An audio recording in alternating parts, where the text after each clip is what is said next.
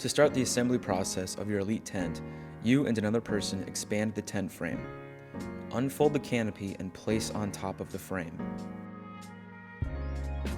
Line up the corners of the canopy and using the hook and loop fasteners, secure the canopy to the corners of the frame.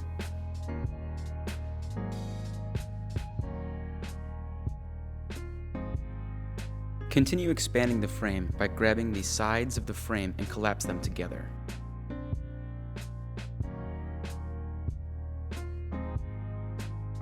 Go ahead and lock the legs in the top portion of the frame.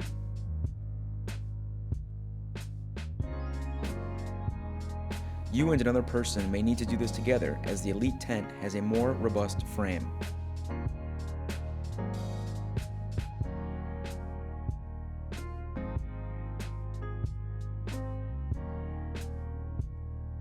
Lift the tabs on the bottom of the feet to slide out the legs from the frame.